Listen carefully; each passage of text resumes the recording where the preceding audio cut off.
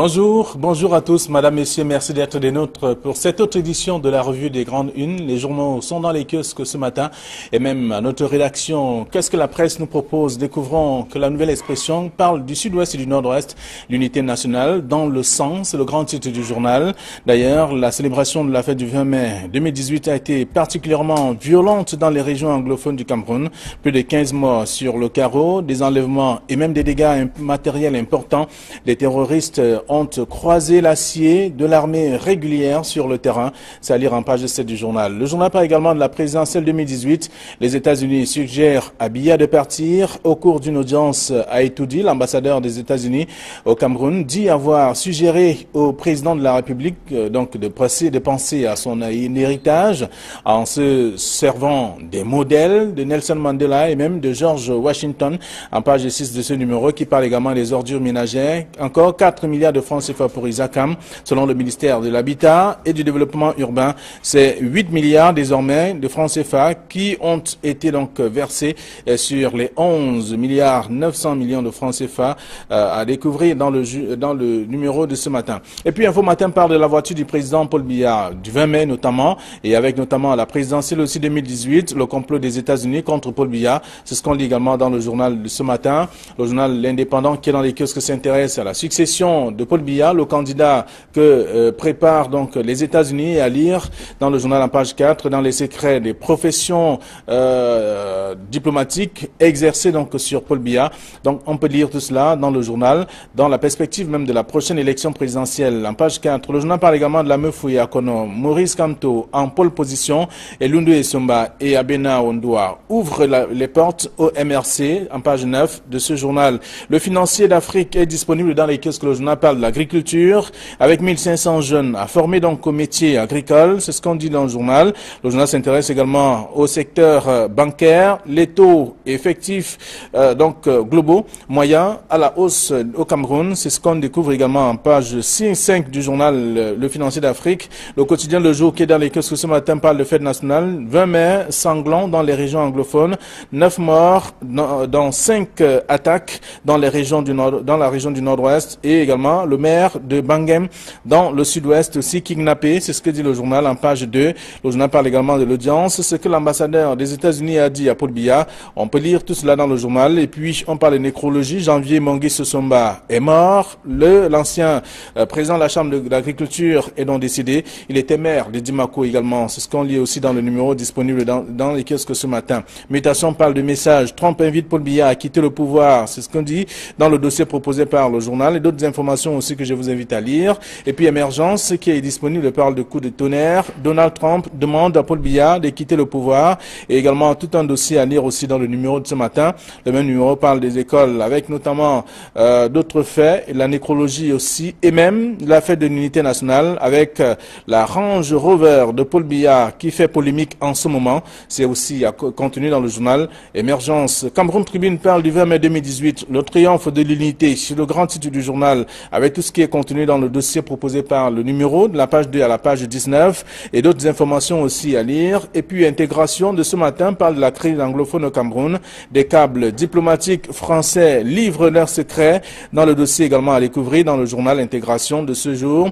Le journal parle également du défilé du 20 mai, les non-dits de la présence des soldats nigérians à Yaoundé. Allez, c'est à lire dans le même numéro de ce matin. Et puis Kalaraké dans les kiosques s'intéresse à autre chose, parlant des détentions arbitraires. Le patron de l'AMIDA exige 6 milliards de francs CFA à l'État du Cameroun. C'est ce qu'on découvre dans le dossier proposé par le journal. D'autres informations aussi à lire, parlant de l'excès de pouvoir. Betty Assomo sanctionne un gendarme qui a osé le dénoncer chez Paul Biya. C'est ce que dit le journal en page 2. Le Popoli qui est également dans les kiosques ce matin s'intéresse à la fête, à la célébration du 20 mai, sous fond donc des sons des armes également à lire dans ce numéro. Donc les Kunze, on parle bien entendu de celui-là qui fuyait des coups de feu. Ça a découvert, c'est une caricature qui est donc à la une du journal, le journal Le Popoli. L'essentiel qui est dans les kiosques parle de fête de l'unité. Ensemble, nous resterons avec également des images qui parlent, des images qui montrent également la célébration de la fête de l'unité à Yaoundé et aussi le journal Le Point hebdomadaire qui est dans les kiosques qui s'intéresse à l'ECAM. Le directeur général détourne 4 milliards de francs CFA. C'est ce qu'on lit dans le journal. Le journal parle également de la gestion des ordures ménagères. Bwentu, victime d'une cabale organisée organisé. C'est ce que propose le numéro de ce matin. Et puis on va terminer avec le journal Les Combattants qui est dans les kiosques qui s'intéresse aux banques et avec également l'État qui va payer sa dette envers ses ex-employés. C'est un autre dossier à lire dans le numéro disponible ce matin. Voilà ce que la presse nous propose. Casimir Désiré Tanguy, bonjour. Bonjour Flavien, bonjour Camille et bonjour à tous ceux qui nous regardent. Merci d'être avec nous. Camille, bonjour. Flavien Valandongo, bonjour. Bonjour Casimir. Et bonjour aux téléspectateurs d'Equinox Télévision. Très bien. Avec vous, vous voyez bien qu'il y a des sujets intéressants dans la presse ce matin qui voudraient informer les lecteurs. On parle notamment de l'unité nationale dans le sang. C'est le grand titre du journal La Nouvelle Expression. On peut également lire tout cela dans le numéro, dans plusieurs tabloïds qui sont disponibles dans les kiosques concernant la célébration du 20 mai et qui ne s'est pas déroulée sans un écroche. Bien évidemment, on s'y attendait, tout le monde l'avait prévu. C'est pour cela que le ministre de la Défense avait parlé d'un certain nombre de dispositions qui allaient être prises. Mais globalement, la fête du 20 mai a été célébrée avec chaleur dans 8 des 10 régions du Cameroun. Dans 8 des 10 régions, les gens ont défilé comme d'habitude, les gens ont célébré la fête de l'unité nationale comme d'habitude, les gens ont porté les tenues du parti, ont défilé et surtout les gens ont ripaillé parce que vous savez très bien que après le défilé toujours dans les grandes villes c'est la fiesta. Mais quand la Nouvelle Expression dit que l'unité nationale dans le sang, c'est vrai, il y a eu un peu de sang. Il y a eu du sang qui a été versé du côté du sud-ouest et du nord-ouest. Et oui, on s'y attendait. Tout le monde savait très bien que des groupes armés avaient lancé des ultimatas aux personnes en leur interdisant de faire un défilé, d'organiser un défilé dans leur pays, l'Ambazonie. C'est-à-dire que nous ne sommes plus au Cameroun. Pour eux, nous sommes en Ambazonie. Donc, sur ce territoire-là, il y a eu des tentatives d'attaque qui ont été repoussées, avec beaucoup de morts du côté des assaillants. Il y a eu 2 policiers au moins qui ont été tués. Il y a eu un maire enlevé.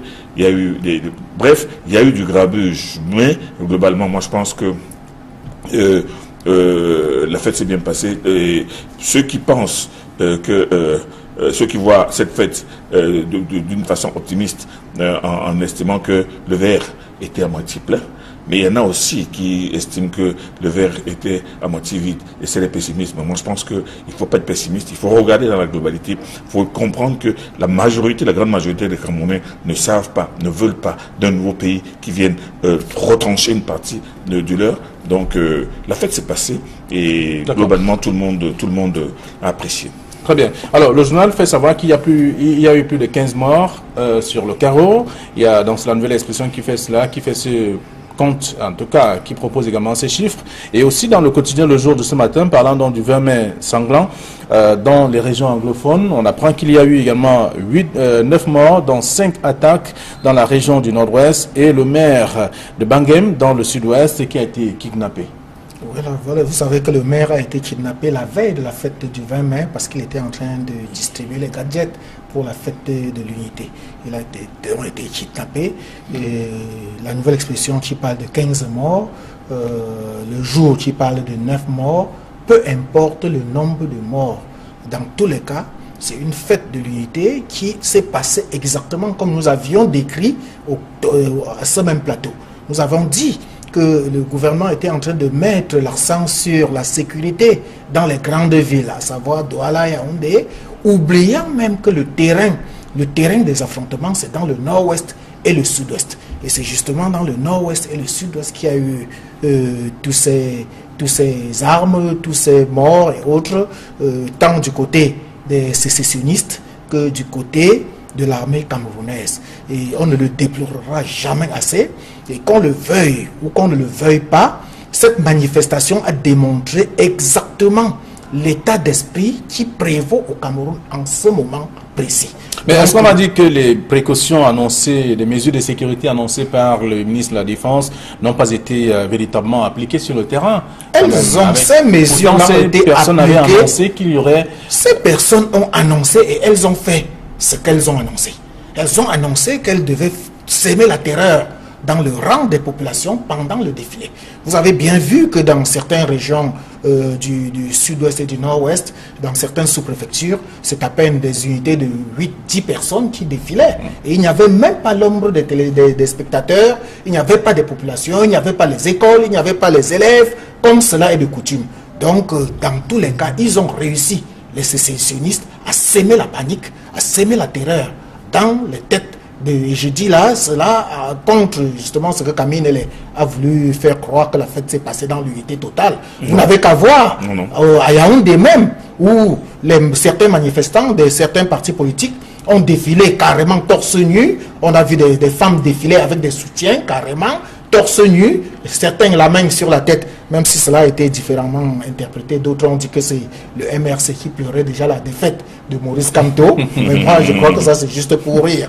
Vous voyez donc, il est inutile de chercher à museler les populations. Il est totalement inutile de chercher parce que les populations, les militants ont 1001 façons d'exprimer leur désolation. Alors, le SDF a choisi de défiler Flavien. Je chute que cette fête de l'unité a démontré exactement l'état d'esprit qui prévaut au Cameroun en ce moment précis. Donc il faut prendre des précautions davantage. Non, Casimir, je n'ai pas dit que tout s'est passé très bien. J'ai dit que dans 8 provinces, dans 8 régions de ce pays, il y a eu des défilés, tout s'est passé comme d'habitude, mais que dans 2 régions, effectivement, il y avait cette psychose dont tu as parlé, la nouvelle expression. Cette psychose qui a fait que les gens avaient peur. Les gens avaient peur d'être tués. Les gens avaient peur d'être agressés. Les gens avaient peur de se retrouver mutilés. C'est pour cela que, et quand vous dites que les mesures prises par le ministre de la Défense ont été appliquées, elles ont été appliquées dans une certaine mesure, dans la mesure où s'il n'y avait pas eu ce dispositif-là, je vous assure que le nombre de morts aurait été multiplié par 4, par 5, par 6, par 7, et du côté des populations. Mais ça veut dire que la riposte était déjà en place. Il y avait un dispositif en place. Mais seulement, je déplore le fait qu'à Batibo, qui a été le premier théâtre des opérations, avec les premiers enlèvements, qu'on n'ait pas mis un accent particulier dans cette région-là. Mais je ne dis pas que la fête s'est très très bien passée. Non, au contraire. Le problème de ce côté-là, de ces 2 régions, c'est qu'il y a un état d'esprit, une sorte de psychose permanente qui est en train d'annihiler les esprits des gens. C'est pour cela que ça ne s'est pas exactement bien passé là-bas. Mais il faut reconnaître aussi que les populations, si elles ont eu peur, si elles ne sont pas sorties, si elles sont restées chez elles, ou si elles sont contentées de regarder les choses à travers les personnes de leur fenêtre et les trous de leur sérieux, c'est parce que justement, elles avaient peur des groupes armés qui sèment le terreur. Pas qu'elles étaient derrière ces groupes-là, pas qu'elles accompagnaient leur mouvement. C'est ce que je veux dire. Très bien. Alors, lorsqu'on a fait le tour, en tout cas, de ce que la presse propose sur la célébration du 20 mai au Cameroun, avec l'unité nationale dans le sang, pour ce qui est de la nouvelle expression, on parle d'ailleurs de plus de 15 morts sur le carreau. Il y a le quotidien Le Jour qui parle également de ce même sujet, avec également un autre bilan, 9 morts, dont 5 attaques dans la région du Nord-Ouest, et le maire de Bangem, dans le Sud-Ouest, kidnappé également. Donc, ce sont autant d'informations que vous allez découvrir dans la presse ce matin, et d'autres aussi, après avoir fait un tour, justement. Alors, autre chose qui suscite également les commentaires, c'est la nouvelle expression, et comme bien d'autres tabloïds qui s'intéressent au train de vie de l'État. On a vu dans la nouvelle expression Paul Biya qui nargue les Camerounais, et Info Matin parle de la voiture du président. Donc, tout cela, ces informations dans le numéro de ce matin, et bien dans d'autres tabloïds aussi. Donc, on sait que le président de la République a choisi en tout cas un moment important pour se vanter devant les populations, en fait, ce que dit le Popoli. Oui, se vanter, peut-être, c'est le mot qu'il faut utiliser. Mais dans tous les cas, j'ai l'impression que le chef d'État camerounais, son Excellence Paul Biya, ferme carrément les oreilles à tout ce qui se passe autour de lui, autour du Cameroun et dans notre pays. Vous allez voir que le Cameroun est en train de traverser une crise sans précédent, une crise politique et une crise économique, doublée même d'une crise sociale. Et à ce moment précis que le chef d'État choisit de sortir avec une limousine flambant neuve, qui plus est, une limousine qui est l'une des dernières sorties des fabricants d'automobiles. Ce n'est qu'en février dernier que ce modèle, la Range Rover Sentinel, a été exposé au sommet, au grand salon. Je crois en Suisse, c'était en Suisse en février dernier. Non seulement cela, cette voiture pour l'instant n'est utilisée que par 3 personnalités au monde entier, à savoir la reine d'Angleterre, la chancelière allemande et Vladimir Poutine, le président de la Russie, dont le chef d'État camerounais est la 4e personnalité du monde à utiliser cette voiture. Même Donald Trump des États-Unis ne s'est pas encore offert ce luxe. Et vous allez voir qu'il n'y a pas très longtemps, d'ailleurs, je crois que c'est ce week-end, qu'on a publié le classement des pays les plus riches d'Afrique, avec en tête le Nigeria. A signalé que le président du Nigeria ne s'est pas encore offert ce luxe également. Il y a 10 pays les plus riches au monde. Il peut avoir d'autres priorités aussi. Parmi lesquels le Nigeria, l'Égypte, l'Afrique du Sud, même la Tanzanie, et qui Par contre, vous allez voir, il y a deux choses qu'il faut relever. Tous ces pays qui sont les 10 pays les plus riches ont chacun sa monnaie. Ça, c'est un fait. En plus, parmi les 10 pays, aucun des 10 pays n'a le luxe d'utiliser ce genre de voiture. Mais ça crée toute sorte de... Voyez-vous également qu'il y a la limousine du chef de l'État qui est tombée en panne en pleine... Oui, je suis d'accord. Je suis d'accord avec vous. Je suis d'accord avec vous, Flavien, que la limousine du chef d'État est tombée en panne le 20 mai 2016 ou bien 2017 et qu'il ne fallait pas reprendre ça. Je suis d'accord avec vous qu'il y a eu crevaison d'une autre limousine du chef de l'État quelque peu avant. Mais fallait-il pousser le bouchon autant? Quand bien même le FMI est en train de tenser le Cameroun pour demander de réduire le train de l'État, de revoir les dépenses de l'État, c'est à ce moment précis que le chef de l'État, mais je ne dis pas qu'il devrait quand même rouler dans les R4 ou bien dans les Toyota comme certains voudraient faire croire, mais il faudrait quand même de la modestie dans les dépenses de l'État. Parce que tout compte fait, c'est l'argent du contribuable qui a acheté cette voiture-là. C'est un triple faux débat. C'est un triple faux débat. Le premier faux débat, c'est au niveau de Infomatin qui dit la voiture du président et qui la présente comme une voiture qui est normale, qui relève du prestige du chef de l'État. On n'a pas besoin de ce genre de défense, moi je dis stérile et puérile. Bon, la Range Rover Sentinelle est une voiture dernier cri, comme l'a dit Casimir, et comme le rapportent les réseaux sociaux, elle n'est utilisée que par 4 chefs d'État à travers le monde entier. Ça ne veut rien dire. Double faux débat, c'est au niveau de ceux qui estiment que cette voiture-là a été achetée parce que la dernière limousine était tombée en panne. Il est inadmissible qu'une voiture de chef de l'État, dont on peut changer tout le moteur avant le 20 mai, tombe en panne. Donc, ce n'est pas parce que cette voiture était vieille qu'elle a connu une panne il y a 2 ans. C'est un faux débat de dire que parce qu'elle est tombée en panne. On voit bien, on se souvient bien qu'il y a des moments où le chef de l'État sort avec la vieille Mercedes d'Aïdjo qui date des années 60. Elle est encore là, elle est en bon état et on peut retoucher le moteur quand on veut. Dernier mot. La technologie évolue quand même. Elle évolue, mais vous savez, c'est devenu une pièce de musée. C'est une très belle voiture, une vieille voiture, mais très belle. Vous comprenez? Elle est même beaucoup plus, elle tape beaucoup plus à l'œil que la Mercedes 600, cette fameuse Mercedes 600, qui est tombée en panne, nous dit-on. Mais en réalité, elle n'avait pas besoin de tomber en panne en public. Et moi, je pense que les personnes, ceux qui entretiennent les voitures du président de la République. Il y a un endroit précis pour qu'elle tombe en panne? Non, mais une voiture avant un défilé, on revise tout. Ben, maintenant, le triple faux, le dernier faux débat, c'est de ceux qui sont en train de dire que c'est Paul Biya. Paul Biya a acheté cette voiture avec l'argent de l'État. Qui vous a dit que c'est avec l'argent de l'État que Paul Biya a acheté cette voiture? Vous savez combien touche Paul Biya à la fin de chaque mois? Depuis 1982, le salaire de Paul Biya n'est pas connu. Ça veut dire que l'argent qu'il a, il est capable de chercher une voiture. Vous savez si on a fait cadeau de cette voiture? Vous savez si on a offert cette voiture à Paul Biya? Et cette voiture a tout cassé quand on regarde les prix. Elle est dans les 700 millions de francs. C'est absurde. Pas seulement, Camille. Non, je vais ajouter à l'argent de l'achat de la voiture les frais de mission qui sont de l'ordre de 120 millions de francs. Ça fait uniquement les commandes. 1 milliard de francs. Monsieur Paul Biya a des plantations. Combien il lui rapporte depuis des vingtaines d'années? Vous connaissez son salaire? Alors, vous connaissez le nombre de personnes qui associées à son salaire? Je suis en train de dire que il s'agit de la voiture du chef de l'État ou de la voiture de Paul Biya. Non, cette voiture est marquée PRC, mais seulement personne ne peut dire que cette voiture a été achetée avec l'argent de l'État. J'ai dit c'est un faux débat. Ce qui est important et ce qui reste, c'est que le président de la République est arrivé avec une voiture dernier cri, blindée et tout. Et ensuite, ce n'est pas tout. Il est venu avec cette Range Rover Sentinelle, mais il est reparti avec une autre Mercedes. Dernier cri aussi. Donc ça veut dire qu'il arrive avec une voiture dernier cri. Il repart avec une voiture dernier cri. Ça veut dire quoi? C'est ce clinquant peut-être qui a pu... Alors le Bokuni a raison de dire qu'il venait se marquer. Il nargue pratiquement. Les gens qui ont des difficultés en fait. Je suis donc en train de dire que ça c'est au niveau des conseillers et de ceux qui veulent peut-être que le président de la République se présente sous une apparence bling bling. Mais je dis que arriver dans une Range Rover Sentinelle, repartir dans une Mercedes, on appelait ça quoi? Medley, je ne sais pas trop quoi, qui coûte aussi quelques centaines de millions de francs. C'est peut-être ça qui a choqué. Mais je vous pose la question, qui a dit que cet argent a été acheté avec l'argent de l'État? Alors, il achète son véhicule, c'est une question, c'est son véhicule ou c'est le véhicule du chef de l'État? Il roule dans l'intérieur de ce véhicule, c'est le plus important. Ne coupez pas les cheveux en quatre.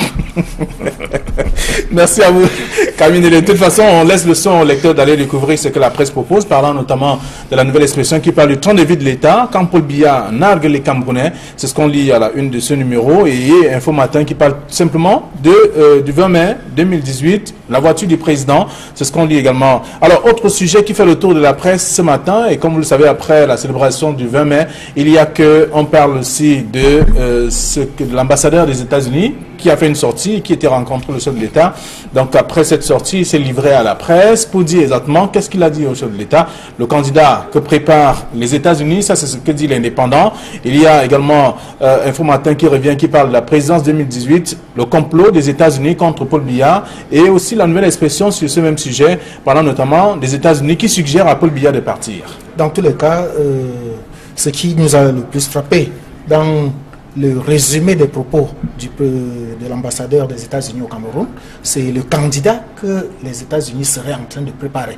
Il nous revient même que les États-Unis auraient même déjà une shortlist des candidats et de l'opposition et du parti au pouvoir, et qu'il s'apprête le moment venu à imposer le candidat idoine. Dans tous les cas, il faut bien que les Camerounais remarquent que l'ambassadeur des États-Unis n'était pas obligé de faire une déclaration à la presse pour dire ce qui s'est passé entre lui et le chef de l'État. S'il l'a fait, ça veut dire que c'est pratiquement une prise de position officielle des États-Unis sur la vie politique au Cameroun. Et c'est pratiquement ce que Donald Trump lui aurait transmis de venir déclarer au Cameroun. Et Mutation l'a dit, Trump invite Biya à quitter le pouvoir. Et je dis, ça c'est extrêmement grave. Le Cameroun n'ira jamais aux États-Unis demander à un président de démissionner. Tout comme le Cameroun n'ira jamais dans aucun autre pays, que ce soit de l'Occident ou africain, pour donner des instructions sur la candidature idoine. Dans tous les cas, ça c'est une ingérence et ça peut créer un incident diplomatique. Et vous voyez, vous avez vu, ce genre d'incident s'est répercuté par la reprise ou bien l'interruption des relations diplomatiques entre les États-Unis et le pays concerné. Et je ne voudrais pas peut-être dire que le Cameroun devrait aller jusqu'à ce niveau-là, mais je dis, il faudrait que les Camerounais sachent que c'est tout simplement une ingérence qui n'a pas besoin, qui n'a pas sa raison d'être. Les Camerounais, c'est un peuple mature. Le peuple camerounais, c'est un peuple mûr qui peut choisir le candidat qu'il veut, qu'il soit vieillot, qu'il soit vétuste, qu'il ait 100 ans ou n'importe combien d'années. Cela, c'est une affaire purement camerounaise, ce n'est pas une affaire américaine. Et vous avez bien vu que l'ambassadeur des États-Unis dit en termes voilés que Biya devrait choisir le modèle de Nelson Mandela ou de George Washington, qui était le premier président de l'Amérique. Vous voyez bien à quoi il veut parler. Il veut demander à Paul Biya de démissionner après un mandat, comme Nelson Mandela l'avait fait après son unique mandat, ou alors comme George Washington. Je dis, ça c'est la constitution camerounaise qui impose au Cameroun de choisir le candidat qu'il veut. Donc, s'il vous plaît, monsieur l'ambassadeur ou alors le président des États-Unis, encore que lui-même, le président des États-Unis, traîne tellement de casseroles qu'il ne devrait pas servir de leçon. Il n'est pas un donneur de leçons pour le Cameroun. Alors, est-ce que les États-Unis, je voudrais dire l'ambassadeur qui s'est adressé, qui a été reçu par le président de la République et qui s'est confié à la presse, ne vient pas dire ce qu'on sait déjà? Il faut d'abord dire que cela procède d'une véritable habitude chez les Américains, c'est-à-dire qu'à la sortie d'une entrevue, de dire ce qui s'est passé, ce qui s'est dit, aussi bien au niveau du président qu'au niveau des ambassadeurs. Donc, moi, je pense qu'il n'y a rien d'anormal là-dedans. Et il ne faudrait pas non plus lire cet article avec des lunettes déformantes, en ramenant ce problème à un niveau de personne entre Donald Trump et Biya. Il y a une chose qui est certaine, c'est que la longévité du président Biya devient tout de même assez embarrassante, et pour le Cameroun et pour l'international. L'opposition camerounaise l'a révélé, l'a dit à tout c'est pour ça que je dis que les Américains n'inventent pas le film.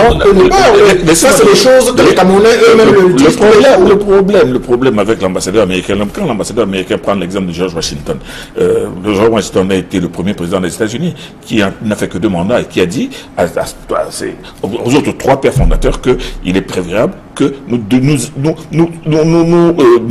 le mandat d'un président ne dépasse pas 2, parce qu'avec c'est à partir de là qu'il y a la limitation, dès la création des États-Unis. Bon, mais ça ne crée pas de problème. Le véritable problème, c'est que les États-Unis et beaucoup de Camerounais, même les Camerounais, ont peur de ce que si M. Paul Biya ne pense pas quitter le pouvoir et qu'il meurt au pouvoir, il peut y avoir justement des problèmes. C'est pour cela qu'on est en train de parler d'héritage. Quel serait l'héritage de M. Biya s'il meurt subitement au pouvoir? Et on a parlé, il y a un journal, en l'occurrence informateur, qui a dit que le Conseil constitutionnel est là. Il est là pour faire quoi? Il est là pour assurer la transition, c'est-à-dire que gérer la vacance du pouvoir. Mais qui dit que cette vacance, qui dit que cette vacance de pouvoir pourra être facile? Parce qu'avec des appétits, parce que tout le monde a peur de Paul Biya tant qu'il est là. Il a peur de son pouvoir et de sa puissance. Mais le jour où Paul Biya ne sera pas là, vous ne pouvez pas imaginer ce qui peut se passer. C'est pour ça que moi je dis que quand l'ambassadeur du Cameroun dit que Paul Biya passe à son héritage, l'héritage c'est savoir ce qui peut advenir du Cameroun s'il n'est pas là en mourant au pouvoir. Quand à quitter le pouvoir, ils ne peuvent pas avoir le truc de lui demander de démissionner. Mais en lui disant peut-être de ne pas se présenter, mais c'est un peu tard pour lui demander aujourd'hui. C'est un peu tard. Et les États-Unis n'ont pas été les seuls. Vous savez très bien que M. Marafa Midouaya l'a fait avant 2011. Et c'est justement ce que je voudrais en lui disant que il faudrait sortir par la grande porte. Il ne faudrait pas être forcé. Il ne faudrait pas être forcé de quitter le pouvoir, mais il faut tout simplement préparer une sortie honorable avec maintenant une suite comme l'a fait Amadou Ahidjo en 1982. Et ce que les gens nous disent passer, c'est qu'au moment où Amadou Ahidjo est tombé malade, il a décidé de quitter le pouvoir. Ce n'est pas une histoire où on l'a trompé, qu'on raconte. Non, il a décidé souverainement. Il a dit aux gens que je ne peux pas me permettre de tomber malade et de laisser brusquement, de créer une rupture, tout simplement parce que je sais que je suis malade, mais je reste au pouvoir. C'est pour ça que il a décidé de partir le soir même après son discours. Vous vous souvenez de ce qui s'est passé? Tout son gouvernement est venu se mettre à genoux et pleurer. Et à l'intérieur de ce gouvernement, il y avait même M. Paul Biya. Il disait de ne pas partir. Il a dit non, je pars. Et ce monsieur que je laisse, j'ai confiance à lui. Il l'a laissé. Donc moi, je dis le problème aujourd'hui, ce n'est pas tant d'être scandalisé. Parce que les États-Unis disent à M. Biya, pensez à ce qui peut arriver après vous. Camille. Mais non. Ne dites pas que c'est une question de souveraineté. C'est une question de souveraineté. Mais la vérité est que si M. Biya disparaît au pouvoir aujourd'hui, je touche du bois que ça n'arrive pas. Je dis que ce ne sera pas, la transition ne sera pas aussi facile que vous le pensez. C'est pour ça qu'on lui demande de se préparer, quelqu'un, les conditions les plus fiables qui permettent que le Cameroun continue à exister après lui. C'est ça le problème. Ce n'est pas une insulte, ce n'est pas une ingérence. Moi, je pense que c'est un conseil de bonne loi. Les Camerounais le lui ont dit. Oui, c'est pas les États-Unis qui doivent. Mais si les Camerounais le disent, des choses que les Camerounais lui ont déjà dit. Pourquoi est-ce qu'il parce que s'il bien décide aujourd'hui de ne pas se présenter, ce serait comme si c'est les États-Unis qui sont venus. Non, il peut le décider. Il peut le décider sur les Camerounais lui ont dit tout de toutes les couches sociales. Mais quand il l'a fait en 82, il n'avait que 20 ans de pouvoir, de 60 à 82, 22 et encore, il n'avait que 12 ans. Parce qu'entre 60 et 70, il y avait une guerre civile extraordinaire dans ce pays. Il n'a rien que pendant 12 ans. Il est parti, il a quitté le pouvoir à la cinquantaine. Alors, vous avez achevé vos lectures sur ces différents sujets, mais en fait, les lecteurs également auront la possibilité de lire et de comprendre de quelle manière la presse a réservé le traitement de ces différents sujets également. Alors, c'est à lire dans la presse de ce matin. Autre sujet qui suscite aussi des commentaires, c'est celui que propose le journal, bien entendu, le journal Intégration, qui parle également des câbles de diplomatiques français qui livrent finalement les secrets. Ça, c'est également dans le journal. Mais beaucoup plus ce matin quand Lara revient sur la détention arbitraire dans le cadre de ce patron de la MIDA qui exige 6 milliards de francs CFA au gouvernement camerounais. C'est le rebondissement qu'on a ce matin justement de cette affaire de la MIDA où une ONG qui vendait du vent et qui enrichissait les gens en quelques jours et leurs responsables ont été entièrement mis au nouf. Et j'ai toujours l'habitude de rappeler que pour cette affaire MIDA, c'est d'abord les autorités camerounaises elles-mêmes qui ont créé cette histoire. Parce que la MIDA fonctionnait au vu aussi de tout le monde. La MIDA était tout le temps en train de recevoir l'onction des pouvoirs publics par rapport, que ce soit les hommes qui étaient, les autorités qui étaient à leurs événements ou autres, ou les différentes autorisations qu'on leur délivrait pour leurs manifestations. Mais lorsqu'on a arrêté les responsables de la MIDA, vous avez vu que le gouvernement est allé fouiller et a ramassé de l'argent en espèces sonnantes et trébuchantes. Et c'est là où le gouvernement camerounais a fait une grave erreur. Parce que pour faire ce genre de perquisition, il faut que ce soit de manière contradictoire. Il faut que les responsables de la MIDA soient également là pour constater ce qui a été fait. Mais tel n'a pas été le cas. Et, le gouvernement est allé avec ses autorités uniquement et a ramassé ce qu'elles ont pu ramasser. On ne sait pas exactement combien, on ne sait pas combien est-ce qu'on a mis en dessous de la table, combien est-ce qu'on a essayé de dissimuler. Et c'est aujourd'hui les responsables de la MIDA qui sont incarcérés, qui disent qu'ils avaient plus de 6 milliards et qu'ils réclament plus de 6 milliards dans ce qui a été déclaré. Ouais. Je ne sais pas. C'est la parole de la MIDA contre celle de l'autorité et on veut bien savoir qui des deux aura raison. Dans tous les cas, je dis il y a une erreur grave, le fait d'avoir fait une perquisition non contradictoire. Très bien. Flavien Vallonongo, moi je m'insurge contre le surtitre détention arbitraire. Qui a dit que les patrons de la MIDA sont détenus de manière arbitraire? Ils ont été arrêtés normalement, ils ont été déférés au parquet et ensuite ils sont retrouvés en prison. Mais ce que je veux dire, c'est que il ne faudrait pas continuer à jouer avec l'émotion des Camerounais quand ils déclarent à la une d'un journal qu'il manque 6 milliards. Il était une banque pour garder autant d'argent dans son domicile. Est-il normal qu'un individu, une association puisse garder des milliards à l'intérieur de son domicile?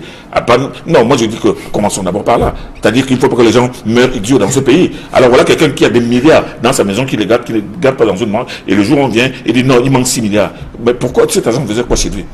Donc moi je dis qu'il faut d'abord commencer par là. C'est au moment où on a compris que la MIDA est une grosse arnaque, une arnaque qui permet à un groupe d'individus d'arracher de l'argent, de prendre scientifiquement de l'argent aux gens, qu'on a arrêté cette comédie. Mais maintenant, qui nous parle, qui nous fasse du juridisme en disant que non, il fallait qu'il y ait une perquisition en règle, il fallait qu'on vienne compter l'argent à ma présence et tout. Attendez, moi je pense que c'est un peu grotesque cette histoire-là. Cette histoire de 2000 n'a pas fini de nous estomaquer et moi je pense que la presse s'y intéresse. Bon, c'est peut-être pour donner l'occasion aux Camerounais de rire de l'état de bêtises avancées et des Camerounais et même de certains responsables de l'administration qui auraient dû avoir la curiosité de se demander qu'est-ce qui se fait dans cette MIDA. Non seulement la bêtise avancée, comme Camille le dit, mais un État qui laisse fonctionner les choses complètement dans l'illégalité totale. Absolument. Et je dis que l'affaire de la MIDA est assimilable à cette affaire des églises du réveil qui sont nombreuses, qui pilulent à longueur de rue, à longueur des quartiers, alors que personne ne dit absolument rien. Le Cameroun a environ une quarantaine d'églises. Quarantaine? Oui. Vous blaguez? D'églises autorisées. Mais à côté, il y a plus de 303 000 églises qui fonctionnent carrément dans l'illégalité. Et personne ne dit absolument rien. Le jour qu'il y aura des scandales, c'est ce jour-là qu'on va se rappeler qu'il y avait des églises qui fonctionnaient dans l'illégalité. Exactement comme ça se passe. Alors, quelqu'un dit que chaque maison aujourd'hui est transformée en église. Exact. Moi, je crois pratiquement pas un pas sans une église du réveil au Cameroun. Et ça ne dit absolument rien à personne. Et je dis, l'autorité qui aura réussi à mettre fin à ces églises du réveil aura rendu d'énormes services au Cameroun, parce que dans un état de paupérisation avancée des Camerounais, chacun est prêt à aller s'agenouiller parce que vous savez que c'est là-bas qu'il va trouver le plaisir, que c'est là qu'il va trouver le bonheur. C'est lorsqu'on est en difficulté qu'on pense plus à Dieu. Mais bien sûr, c'est pour ça. C'est pour ça que ces pasteurs-là qui s'improvisent tous les jours, profitent de la naïveté, de la misère des gens, et qui leur font comprendre que Dieu n'accepte pas les jetons au moment de la quête. Dieu ne veut que les pieds. Merci à vous, chers messieurs. Donc, le journal Kalaraké dans les kiosques parle de détention arbitraire avec le patron de la MIDA qui exige 6 milliards de francs CFA à l'État du Cameroun. C'est ce qu'on peut lire également dans le dossier proposé par le numéro de ce matin. D'autres informations sont également à découvrir si vous faites un tour dans les kiosques. Merci à vous. Bon retour à vos différentes rédactions. Demain, nous serons encore là. Il sera 9h15 sur Equinox Télévision. Bonne journée à tous, madame, messieurs.